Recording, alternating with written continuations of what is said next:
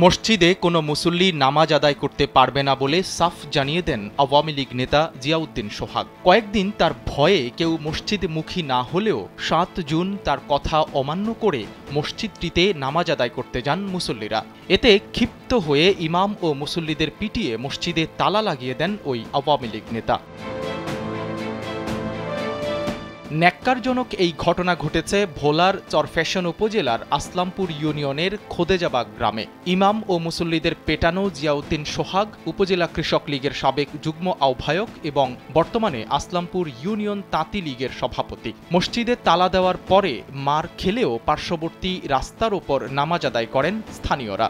Sandalina so, রূপচর্চায় আভিজাত্য। ও আমার একটা ধাক্কা দিছে, ধাক্কা লাগে আমার শিশুটি জানি কে আসিল, হে আমার ধরিয়া লাইছে। আমি নিজে অসুস্থ আছিলাম, বুঝলি।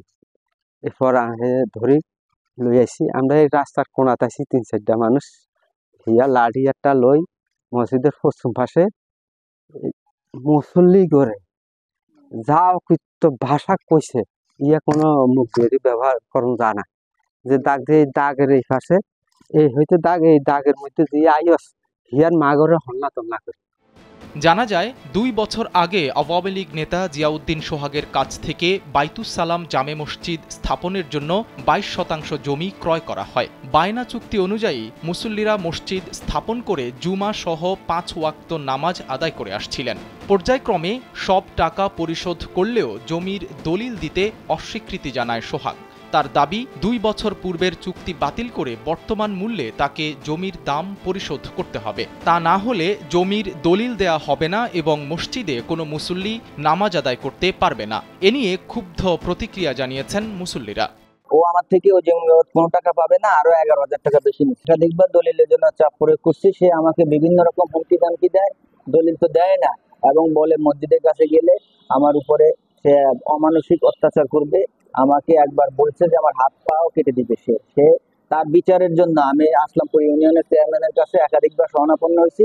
তারা কেউ তার বিচার করতে চায় না, বলে যে বাবু এই বিচার আমরা করতে পারবো। বাইর করি যে আপনি এই মসজিদ আইলে আপনাকে খুন করবো বা রক গাড়ি দেবো, আপনি কখন আসবেন, আপনার বাবার গেলে মসজিদ নেই, সেই ইত্যাদি বহুত কথা আছে। বহুত কথাবার্তা করার পরে মানে মসজিদের প্রত্যেকে মাকে ধাক্কা ঢুকে মানে সোহাগ যেটা আমাদেরকে মসজিদের থেকে বের করে দিয়েছে এবং মসজিদের মুসল্লিদের সাথে খারাপ আচরণ করছে, এই জন্য আমরা তার দৃষ্টান্তমূলক। এদিকে মসজিদে তালা দেওয়ার কথা অস্বীকার করেছেন অভিযুক্ত আওয়ামী লীগ নেতা জিয়াউদ্দিন সোহাগ। কালবেলাকে জানান আল্লাহর ঘরে তালা মারেননি তিনি, তবে মসজিদের জমির টাকা লেনদেন নিয়ে কথা কাটাকাটি হয়েছে, এর বেশি কিছু নয়। আমি আল্লাহর ঘর মসজিদ আমি তালা দেইনি, আর কখনো তালা দিবও না। আমি ওই সভাপতি সেক্রেটারির সাথে আমার দুইয়ের কথা কাটাকাটি হয়েছে, তো এই জন্য লেনদেন নিয়ে যে আপনার তারা অত আনেন, আর নইলে আমার জমিটা আমি দলিল দিয়ে দিই, আমার দাদা নেওয়া মসজিদটা চলুক, আর ওর টাকা আমি ওরে ফিরিয়ে দেবো। শুধু মসজিদে তালা দেওয়া বা ইমাম ও মুসল্লিদের গায়ে হাত তোলা নয়, জিয়াউদ্দিন সোহাগ আরও নানা অপকর্মে জড়িত বলে জানান স্থানীয়রা। তারা এই আওয়ামী লীগ নেতার দৃষ্টান্তমূলক শাস্তি দাবি করেছেন। সাইদ রহমান, কালবেলা।